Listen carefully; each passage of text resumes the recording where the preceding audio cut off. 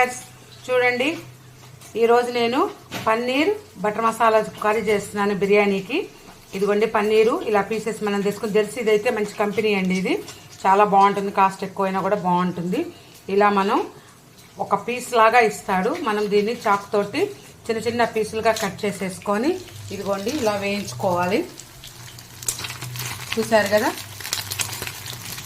మంచి healthy food కావాలనుకున్న వాళ్ళు చక్కగా నేతిలో కూడా వేయించుకోవచ్చు, లేదంటే ఇట్లా నూనెలో డీప్ ఫ్రై చేసుకోవాలి.